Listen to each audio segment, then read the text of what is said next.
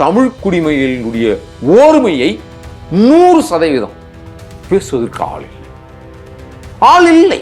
இல்ல அந்த வேலை நடந்துகிட்டு இருக்குல்ல, எங்க நடந்துட்டு இருக்கு? நாம் தமிழர் கட்சி அதை முன்னெடுக்கிறாங்க. அதெல்லாம் நீங்க இன்னைக்கு இல்ல இந்த பஞ்சமி நிலத்துக்கு மொத்த குடிகளும் ஒண்ணு நிக்குது இல்ல, ஒண்ணா நிக்குது இல்ல, நான் குரல் கொடுப்பேன்னு சொல்றாங்கல்ல, அந்த இடத்துல ஒண்ணு நாம் தமிழர் கட்சி முன்னெடுக்கிறாங்கல்ல. நிலத்துக்கு வாங்க, குறிஞ்சாங்குளம் போவோம், உங்க தலைவரை வர சொல்லுங்க பாப்போம். இல்ல சாதி நேரா கூப்பிட்டுருக்கேன், சாதி பார்த்து போடுற ஓட்டு தீட்டு அப்படின்னு அந்த வாயில பேசிட்டு போலாம். நீங்க பாருங்க, நீங்க பேச்சு திசை திருப்போனா நான் சீமான் அவர்களை நேரடியா பார்த்து கூப்பிட்டுருக்கேன். ஐயா முத்துராமலிங்க தேவருடைய நிகழ்வில் வைகோவை நிக்க வச்சு குனிஞ்சு நின்னதை நான் பார்த்திருக்கேன். நாங்க 2 பேரும் உறவோடு இருக்குன்னு பேசுறது பார்த்திருக்கேன். இல்ல இது ஒரு தனிப்பட்ட மாண்பு. இது என்ன மாண்பு? என்ன மாண்பு? நீங்க தான் சொன்னீங்க. இல்ல அதத்தான் நான் முதல்ல சொன்னேன். நீங்க தலைமையெல்லாம் சொல்லாதீங்க. யாரும் சிஎம் கேண்டிடேட்டுக்கு நிப்பாட்டி இருக்காங்க அப்படினா நீ குற்றச்சாட்டு வைக்கலாம்.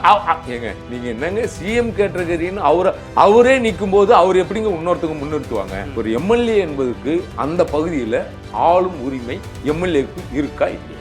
செந்தமன் சீமான் பேசுற 100% கருத்தில் நம்ம அவரோட தான் இருக்கிறோம். புரியுதுங்களா? நீங்க இதுக்கு நீங்க வருகின்ற பொழுது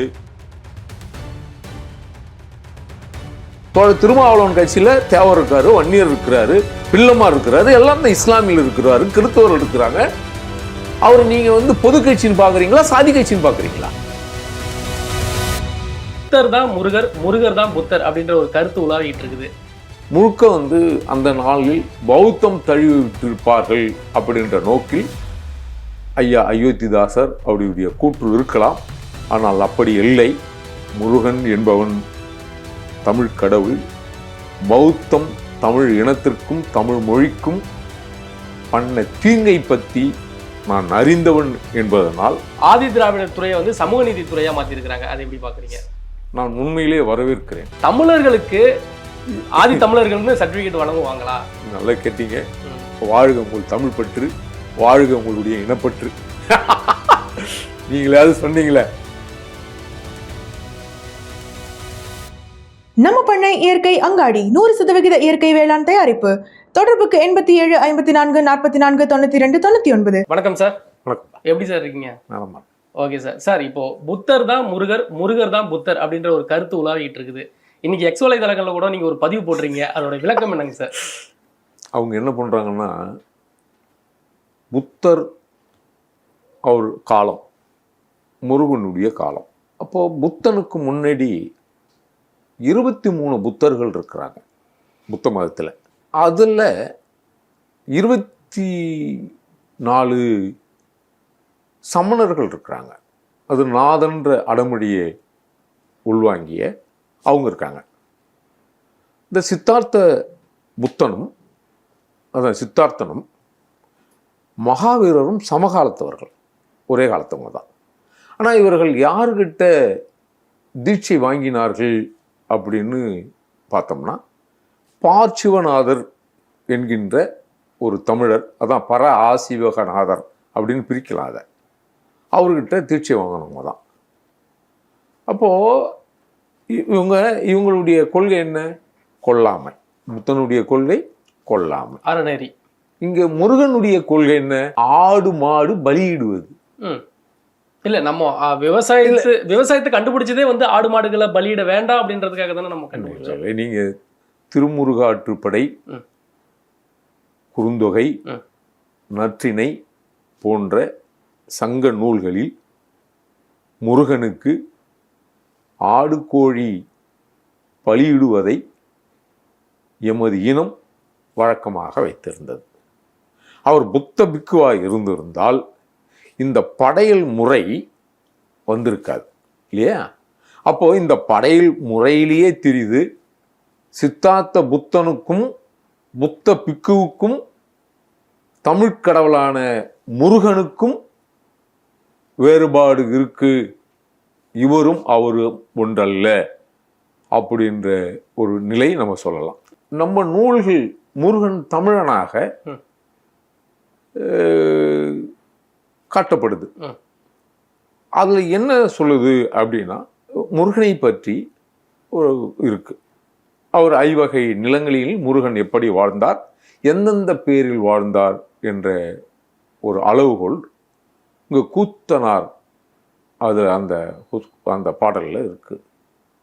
அதில் என்ன சொல்லுது அப்படின்னா, குறிஞ்சி திணையில் குமரனாகவும், முல்லை நிலத்தில் முருகனாகவும், மருத நிலத்தில் மல்லனாகவும், நெய்தல் நிலத்தில் நெடியோனாகவும், பாலை நிலத்தில் பறையனாகவும் எம்பெருமானாகிய முருகன் இருக்கிறார் என்று 10ஆம் நூற்றாண்டில் எழுதப்பட்ட நூலில் இப்படி ஒரு பாடல் இருக்கு. அந்த பாடல் வரியை எனது நூலான புறநானூற்று பறையர்கள் என்ற நூலில் இந்த பாடலை நான் மேற்கோள் காட்டி எழுதியிருக்கிறேன். ரெண்டாவது, விவசாயத்தினுடைய மூலம் ஏற்கனவே ஐவனம், சங்க இலக்கியங்களில் ஐவனம் என்ற பெயரில் மலை நெல், குறிஞ்சி திணையிலேயே நெல் இருக்கு, யாரும் மறுக்க முடியாது. ஒரு நேரத்தில் நான் செவிவழி செய்தியாகவும் பல்வேறு ஆய்வாளர்கள் கூற்றுப்படி எனக்கு கிடைத்த ஒரு தகவலை நான் பதிவு செய்கிறேன். குமரிக்கண்டம் அழிவு நிலைக்கு போகின்ற நேரத்துக்கு முன்பாக ஒரு கூட்டம் ஒரு மிகப்பெரிய படகை கட்டிக்கொண்டு கிளம்பி விடுவதாகவும், அந்த அழிகின்ற நேரத்தில் கடல் சூழும் பொழுது, இந்த மக்கள் தண்ணீரில் தத்தளிக்கின்ற பொழுது, இந்த மக்களெல்லாம் அரவணைத்து எம்பெருமானாகிய முருகன் இங்கிருந்து இன்றைக்கு இலங்கையில் இருக்கிற கதிர்காமத்தில் அடைத்து சென்று போய் அடைக்கலம் கொடுத்து பனங்காட்டை அடித்து முதல் பயிராக திணையும், முதல் கிழங்காக வள்ளிக்கிழங்கையும் பயிரிட்டதாக தகவல் இருக்கு. அவர் எந்த காட்டையும் அழிக்கவில்லை, பனங்காட்டை அழித்து இந்த விவசாயத்தை உருவாக்கினார் என்கின்ற ஒரு செய்தி இருக்கு. அதுதான் இன்றைக்கும் கார்த்திகை தீப நேரத்தில் எம் மக்களோடு எச்சமாக பனம் பூவை ஒரு கரியாக்கி துணியில் கட்டி கார்த்திகை தீபத்தில் நெருப்பு பொறி பறப்பது போல் சுத்துகிற வழக்கம் தமிழர்களிடத்தில் இன்றும் நிலைத்திருக்கு. அது ஒரு உடு மண்டலம். அது கார்த்திகை என்பது கோள்களுடைய, நட்சத்திரனுடைய ஒரு குறியீடாகவும் வரலாற்று ஆய்வாளர்களும் வானியல் சாஸ்திரத்தை பற்றி எழுதியவர்கள் எல்லாம் அது கார்த்திகை என்பது உடுமண்டலம், அதை கண்டுபிடித்தவர்கள் தமிழர்கள். அது அப்படித்தான் 6 முகங்களையும் அது கொண்டது போல் அந்த தோற்றம் இருக்கும். அதனால் என் மக்கள் 6 முகனாக கொண்டாடினார்கள் என்பதுதான் உண்மையிலேயே வரலாற்று ரீதியான தரவுகள் உள்படுது. ஆனா நீங்க வரலாற்று ரீதியான தரவுகளை கொடுக்குறீங்க. ஆனா அயோத்திதாச பண்டிதர் என்ன சொல்றாரு அப்படின்னா, அவர் புத்தர் வழியில வந்தவர் தான், புத்தர் தான் முருகன், முருகர் தான் புத்தர் அப்படின்னு அயோத்திதாசன் பதிவு பண்றாரு. இல்லை, அது அப்படி இருக்கிறதுக்கு சான்ஸ் இல்லை. ஏன்னா ஒரு இறைவனுக்கு தாய் தந்தையர் தெரியாது. ஒரு இறைவனுக்கு தாய் தந்தையர் இவங்க தான் அப்படியெல்லாம் அறுதிட்டு அவருடைய பிறப்பினுடைய காலம் யாரும் சொல்ல முடியாது. புத்தனுடைய தாய் நமக்கு தெரியும், எங்கு பிறந்தார் என்பது நமக்கு தெரியும். யார்? இந்த சித்தார்த்த புத்தனை சொல்றேன். இவர் இந்த சித்தார்த்தி புத்தனுக்கு முன்னாடி 23 புத்தர்கள் இருந்தாரு. சாம்பவ புத்தர் என்று ஆதினா இப்படி எல்லாம் இருந்தாங்களா, அவங்கள பத்தி எல்லாம் நான் சொல்லலை, சரியா? ஆனா அவரு சொல்றார் அந்த அப்படின்னா இங்கு கோட்பாடுகள் அடிப்படையில் இந்த மக்கள் முழுக்க அந்த நாளில் பௌத்தம் தழுவி விட்டிருப்பார்கள் அப்படின்ற நோக்கில் ஐயா அயோத்திதாசர் அவருடைய கூற்று இருக்கலாம். ஆனால் அப்படி இல்லை. முருகன் என்பவன் தமிழ் கடவுள். பௌத்தம் தமிழ் இனத்திற்கும் தமிழ் மொழிக்கும் பண்ண தீங்கை பற்றி நான் அறிந்தவன் என்பதனால் அது முருகன் புத்தனாக இருப்பதற்கு வாய்ப்பு இல்லை இன்னும் ஒருபடி மேலே சென்று சொன்னால், என் முருகன் ஆயுதம் வைத்து கொண்டிருப்பவன், என் முருகன் வேல் என்கின்ற ஆயுதம் வைத்து கொண்டிருக்கிற வரை தமிழர் இடத்தில் தமிழ் இனத்தை எவராலும் இழுத்த முடியாது. என்றைக்கு என் அப்பன் முருகன் இந்த வேலை தூக்கி போட்டுட்டான்னா, புத்தம் சரணம்னா, உலக முழுக்க இருப்பவர்கள் என்னை இந்நேரம் வீழ்த்தியிருப்பார்கள். அதனால் என் அப்பன் சிவனாகட்டும், காளியாகட்டும், அதாவது கொற்றவையாகட்டும், நாங்களெல்லாம் கடவுளுக்கு கூட ஆயுதங்களை கொடுத்து எங்களை காக்கிற சக்தி இவர்களிடத்தில் இருக்கிறது என்று நம்புகிற மனநிலையில் இருக்கிற ஒரு இனக்குழு தான் தமிழ் கூட்டம். இப்போ திருமாவளவனுடைய அவருடைய அரசியல் நிலைப்பாட்டை, இன்றைய நிலைப்பாட்டை நீங்க எப்படி பாக்குறீங்க? அவர் முழுக்க கைத்தேர்ந்த அரசியல்வாதி. அவர் அரசியல் செய்து கொண்டிருக்கிறார். அவருக்கும் நமக்கு கருத்தியல் முரண்பாடுகள் இருந்தாலும் அவருடைய அரசியல் பாதையில் அவருடைய கட்சியை வளர்ப்பதற்கும் அதனால் அவர் தன்னை வளப்படுத்திக் கொள்வதற்கும், அதாவது அந்த கட்சியை வளப்படுத்திக் கொள்வதற்கும் அவர் தெளிவாக இருக்கிறார். அதனால் குறிப்பாக நமக்கு ஒன்றும் வாழ்ந்தாலும் விழுந்தாலும் அவர் பிறந்த குடிக்கு எந்த பாதிப்பும் இருக்காது. இல்ல, அவர் ஆதரவு கொடுக்கல அப்படின்னா ஆளுநர் ஆட்சி வந்துடும் அப்படின்றதுக்காக தான் நாங்கள் ஆதரவு கொடுத்தோம் அப்படின்னு சொல்றாங்க. நீங்க கட்சி வலுப்படுத்துறதுக்கு அப்படின்னு சொல்றீங்களே. ஆமா, ஏன்னா ஆளுநர் ஆட்சி என்பது 6 ஆண்டுகள் 5 ஆண்டுகள் ஆளுநரால் ஆட்சி செய்ய முடியாது இல்லையா? மிஞ்சி மிஞ்சி ஆளுநர் ஆட்சி என்பது 6 மாதம்குள்ள மீண்டும் தேர்தல் வைக்க வேண்டிய கட்டாயம் இருக்கு. அப்போ 6 மாதம் ஆளுநர் ஆட்சியில் என்ன அவலங்கள் நடந்துவிடப் போகிறது? என்ன திமுக ஆட்சியை விடவா ஆளுநர் ஆட்சியில் கேடு வந்துட போகிறது? பிஜேபியோட டைரக்ட் ஆட்சி இல்லை சார் இது ஆளுநர் ஆட்சி. பிஜேபி என்ன செஞ்சிருக்கு உங்களுக்கு? திமுக விட கேடு பிஜேபி தமிழ்நாட்டில் என்ன செஞ்சிருக்கு ஒரு சொல்லுங்க பார்ப்போம். திருமாவளவன் கட்சியில் தேவர் இருக்காரு, வன்னியர் இருக்கிறாரு, பிள்ளமார் இருக்கிறாரு, எல்லாம் தான் இஸ்லாமியில் இருக்கிறாரு, கிறிஸ்தவர்கள் இருக்கிறாங்க. அவர் நீங்க பொது கட்சின்னு பாக்குறீங்களா, சாதி கட்சின்னு பாக்குறீங்களா? ஏங்க அவர் பொது கட்சி. ஆனால் நம்ம பார்க்குற பார்வை அவர் பட்டியல் சமூக தலைவராக தான் ஒரு குறுகிய வட்டத்தில் பார்க்கப்படுது. அதே போலத்தான் பாஜக என்பது மக்களால் தேர்தல் இந்திய அரசியல் அமைப்பு சட்டத்தின்படி பதிவு செய்யப்பட்டு இன்றைக்கு தொடர்ச்சியாக பிரதமராக நீடிக்கிற ஒரு கட்சியை நீங்க மதவாதம் மதசாயம் பூசுறது என்பது, அப்போ அண்ணல் அம்பேத்கரை இழிவுபடுத்துறீங்களா என்ன? நான் கேட்கிறேன். இல்ல, இதுல எப்படி அம்பேத்கரை நம்ம இழிவுபடுத்துறோம்? பாஜக எதிர்க்கிறாங்க. என்ன இந்துவாக பிறந்ததுக்கு ஒரு இந்துவா பிறந்துட்டேன், ஆனா இந்துவா பாஜக இந்துன்னு நீங்க என்னங்க சொல்றீங்க? யார் எந்த கட்சியில இந்துக்கள் இல்லைன்னு சொல்லுங்க. நம்ம திருப்பரங்குன்றத்துல கலவரத்தை என்ன திருப்பரங்குன்றத்துல என்ன கலவரத்தை? முஸ்லிம்களுக்கும் கிறிஸ்துவ இந்துக்களுக்கும் பாகுபாட்டை பிரிச்சு சண்டையை மூட்டி விட்டதே பாஜக தான் அப்படின்ற ஒரு பிம்பம். கோயம்புத்தூர்ல நடந்தது யாருடைய ஆட்சியில் நடந்துச்சு? எந்த ஆட்சியில் நடக்குது? ஆட்சியினுடைய கட்டுப்பாடு, காவல்துறையினுடைய கட்டுப்பாடு, நீண்டி இதெல்லாம் யார் கட்டுப்பாட்டுல இருக்கு? நீங்க இதை ஆட்சியை சொல்ல மாட்டீங்க. நீங்க அந்த கட்சிக்கு சம்பந்தமே இல்லாத கட்சியை பாஜக மேல குறை சொல்றீங்க. அப்படி இல்லை. நீங்க அவங்க தமிழ்நாட்டில் பாஜக ஆட்சி செய்தால் ஆட்சி செய்யப்பட்ட பிறகு இப்படியெல்லாம் குறைகள் நடந்திருக்குன்னு அந்த கட்சி மேல நீங்க சொல்லுங்க. அதை விட்டுட்டு வராத கால் ஊன்றாத ஒரு கட்சிக்கு நீங்க நீங்க ஒரு மாயையை உருவாக்க கூடாது. இல்ல அவங்க ஒரு பிம்பத்தை கட்டா. இதுக்கு முன்னாடி அவங்க எப்படி ஆட்சி ஆள்றாங்க அப்படின்ற ஒரு பார்வையை பார்த்துட்டு தானே அவங்க மேல அவங்க இது பாஜக சொல்றீங்க, திமுக பாஜக வந்துரும்னு சொல்லுது. இப்போ திரு வாஜ்பாய் இருக்கின்ற பொழுது RSS கட்டுப்பாட்டில் பிஜேபி இருந்ததா இல்லையா? இருந்தது. அப்பொழுது வராத மதவாதம் இப்பொழுது வந்துருமா? அன்றைக்கு உங்களுடைய பார்ட்டி ரைட் பர்சன் தானே ஏத்துக்கிட்டோம் அப்படின்னு தானே சொல்றாங்க. இதெல்லாம் சப்பக்கட்டு கூடுறதுக்கு 1000 காரணம் சொல்லிட்டு போயிடலாம்.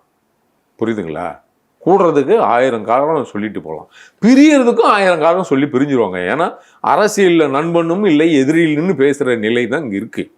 புரியுதுங்களா? நான் நிரந்தரமாக யாரோடும் சேர்ந்து இருப்பதாகவோ யாரும் வாக்குறுதி கொடுத்தோ நீங்கள் இருக்க முடியாது. ஏன்னா இது தேர்தல் களம்.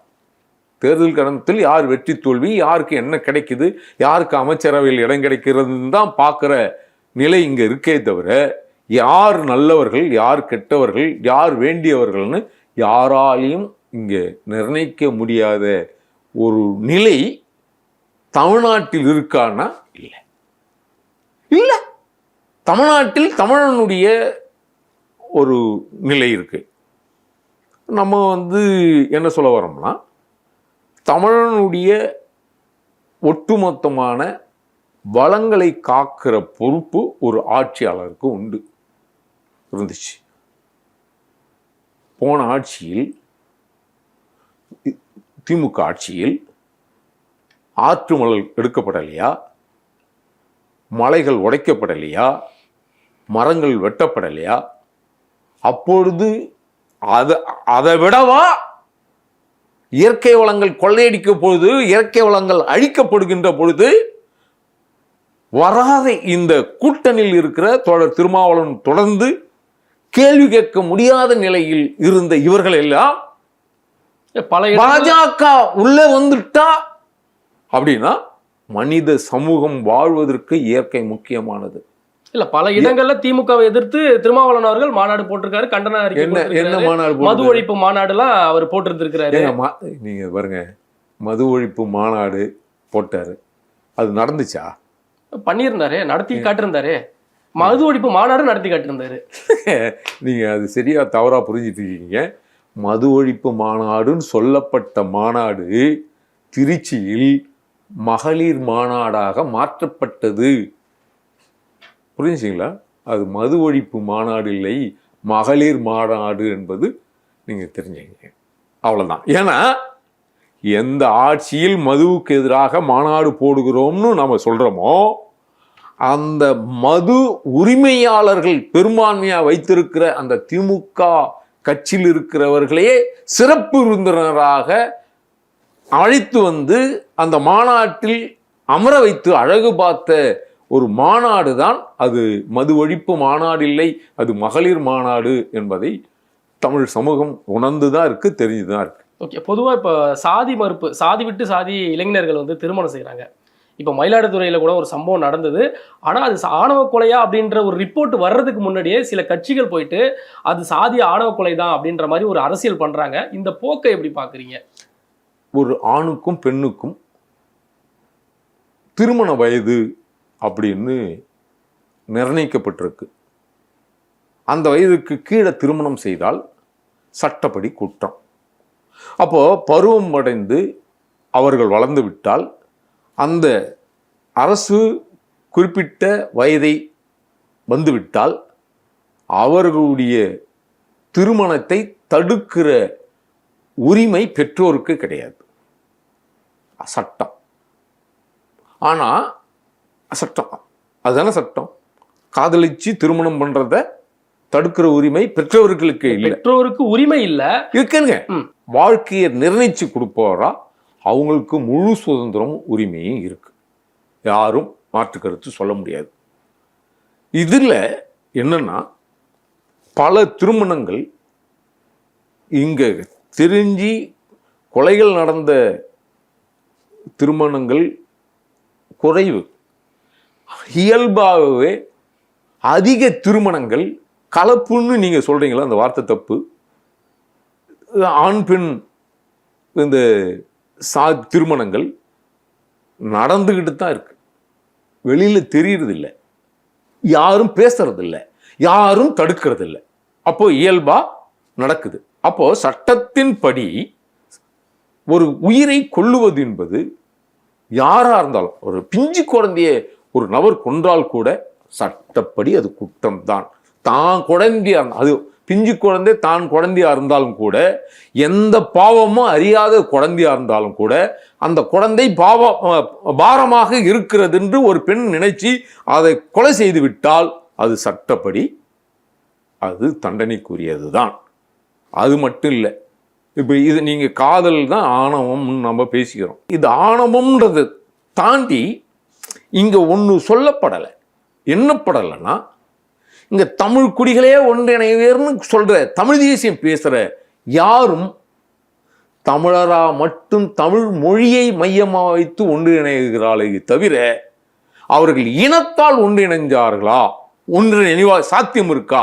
இனத்தால் நான் என்ன சொல்றேன், நல்லா புரிஞ்சிச்சா உங்களுக்கு? இல்ல அதே தமிழரசன் சொன்ன மாதிரி தானே நீங்க சொல்றீங்க. தமிழரசன் சொன்ன மாதிரி தான் சொல்றீங்க. அதுதான். ஓகே. இங்க நம்ம பிறமொழியாளரால் ஆளப்படுவதற்கு உண்டான காரணம், பிறமொழியாளர்களால் தமிழர்கள் தாக்கப்படுவதற்கான காரணம், இங்க தமிழ் இனம் தமிழினமாக இணையவில்லை. மொழியின் அடிப்படையில் மட்டுமே இங்க நாம் பேசிக்கொண்டிருக்கிறோமே தவிர இனத்தால் ஒன்றிணைவதற்குண்டான எந்த முன்னேற்பாடும் இங்கு கருத்தியல் ரீதியாக யாரும் பேசுவதற்கு தயாராக இல்லை. எந்த அரசியல் கட்சியும் பேசுவதற்கு தயாராக இல்லை. தோழர் தமிழரசனை தவிர்த்து இங்கு யாரும் தமிழ் குடிமையினுடைய ஓர்மையை 100% பேசுவதற்கு ஆள் இல்லை. இல்ல அந்த வேலை நடந்துகிட்டு இருக்குல்ல, எங்க நடந்துட்டு இருக்கு. நாம் தமிழர் கட்சி அதை முன்னெடுக்கிறாங்க. அதெல்லாம் நீங்க இன்னைக்கு இல்ல இந்த பஞ்சமி நிலத்துக்கு மொத்த குடிகளும் ஒண்ணு நிக்குது இல்ல, ஒண்ணா நிக்குது இல்ல, நான் குரல் கொடுப்பேன்னு சொல்றாங்கல்ல, அந்த இடத்துல நாம் தமிழர் கட்சி அதை முன்னெடுக்கிறாங்கல்ல. நிலத்துக்கு நான் இந்த இப்ப ஆணவ படுகொலைன்னு நீங்க சொல்றீங்கல்ல, அதுக்கு வாங்க, இது நாம் தமிழர் தானே, நாம் தமிழர் தானே, நாமெல்லாம் தமிழர்னு பேசுற கட்சி தானே, வாங்க குறிஞ்சாங்குளம் போவோம், உங்க தலைவரை வர சொல்லுங்க பாப்போம். வர சொல்லுங்க, சீமான் வர சொல்லுங்க. அவரை வருவாரா? அந்த பகுதிக்கு வருவாரா?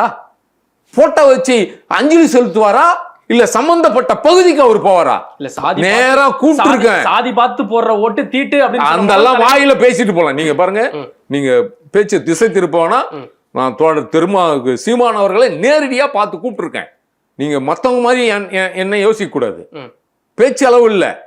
நான் குறிஞ்சாங்குளம் வர சொல்லி செந்தமணன் சீமானை சந்தித்து கூப்பிட்டு இருக்கேன் வாங்கன்னு. ஏன் வரல? அதே சீமான் அவர்கள் ஐயா முத்துராமலிங்க தேவருடைய நிகழ்வில் வைகோவை நிக்க வச்சு குனிஞ்சு நின்னதை நான் பார்த்திருக்கேன். நாங்க 2 பேரும் உறவோடு இருக்குன்னு பேசுறது பார்த்திருக்கேன். இல்ல இது ஒரு தனிப்பட்ட மாண்பு. இது என்ன மாண்பு? என்ன மாண்பு? நீங்க தான் சொன்னீங்க. இல்ல அதத்தான் நான் முதல்ல சொன்னேன். அதத்தான் அரசியல் தலைவர்கள் ஒருத்தவங்களை சந்திக்கிறதோ அதெல்லாம் பேச்சு இல்ல. நான் அதை குற்றமா பார்க்கல. குற்றமாக நீங்க இந்த மாதிரியான சமூக விழிப்புணர்வுக்கு, சாதி மறுப்புக்கு, குடிகள் ஓர்மைக்கு நீங்கள் எந்தெந்த களத்தில் வேலை செஞ்சிருக்கீங்க? சாதிவாரி கணக்கெடுப்பு எடுக்க சொல்றாங்க. ஏங்க இதெல்லாம் பழைய கணக்குங்க. நாங்கெல்லாம் எப்போ 20 ஆண்டுகளுக்கு முன்னே சாதிவாரி கணக்கு எடுக்க எழுதின்னு நான்லாம் துண்டு அறிக்கை போட்டிருக்கேன்.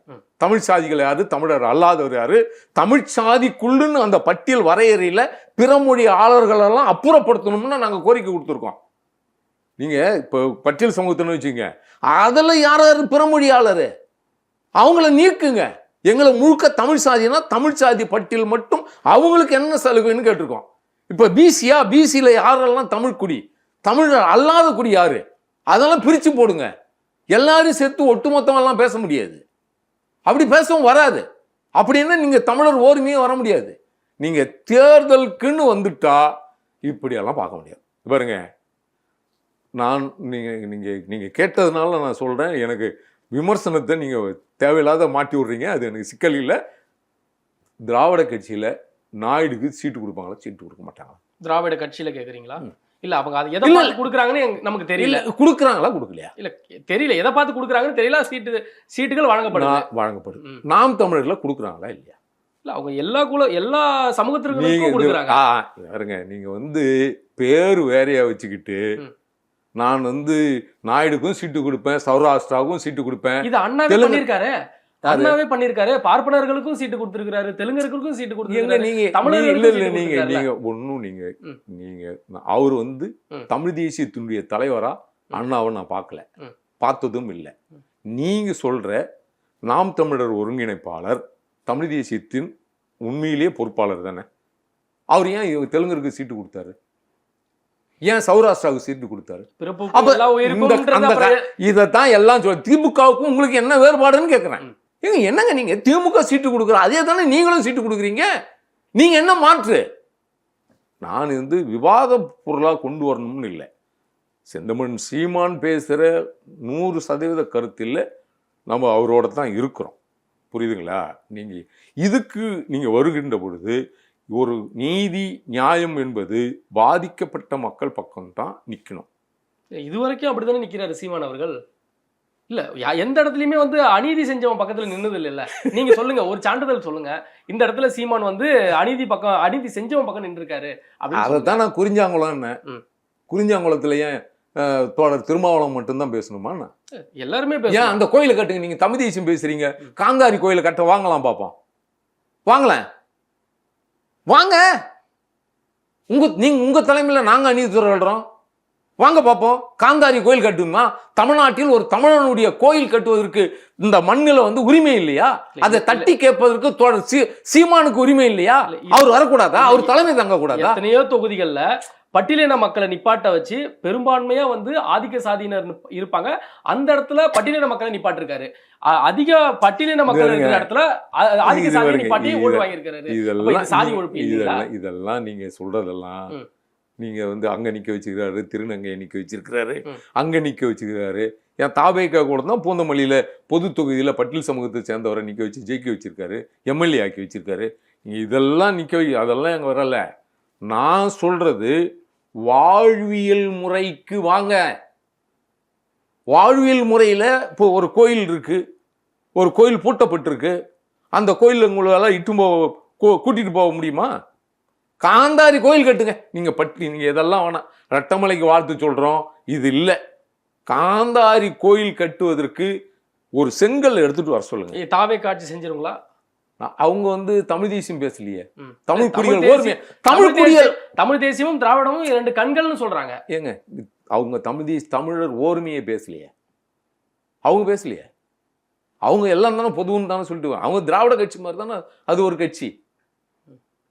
நீங்க ரொம்ப குழம்பாதீங்க. தமிழ் தேசியம் பேசினா தமிழர் நலம் சார்ந்து தான் இருக்கணும். வாக்கு அரசியல் இருந்தாலும் 100 முறை தோத்தாலும் தமிழனைத்தான் வேட்பாளராக நிறுத்தணும். தமிழர்கள் பிரச்சனைகளை மட்டும்தான் பேசணும், இல்லையா? அப்படித்தான் நான் எதிர்பார்க்கிறேன். அவரு தமிழ்நாட்டில் இருக்கிற பல்வேறு சமூகங்களுடைய வரலாறு எடுத்து பேசுறாரு. அதெல்லாம் எனக்கு மாற்று கருத்து இருக்கா அப்படின்னா இல்லை. இல்ல, நீங்க ஏன் தெலுங்கருக்கு சீட்டு கொடுத்தீங்க அப்படின்ற விவாதம் தான் உங்க விவாதம். ஆமா ஆமா. ஆளும் உரிமை எவருக்கும் உண்டு, ஆளும் உரிமை தமிழருக்கே உண்டுன்னு தான் சொன்னவர். தலைமை பண்பு மட்டும்தான் தமிழருக்கு, மித்த இடம் எல்லாமே நீங்க அப்படி வந்தவர்களுக்கும் கொடுக்கலாம் அப்படின்றது தப்பு இல்லைன்னு. ஒரு எம்எல்ஏவுக்கு ஆளும் உரிமை இருக்கா இல்லையா? வாழும் உரிமை தான். நீங்க தலைமையெல்லாம் சொல்லாதீங்க. யாரும் கேண்டிடேட்டுக்கு நிப்பாட்டி இருக்காங்க அப்படின்னா நீங்க குற்றச்சாட்டு வைக்கலாம்.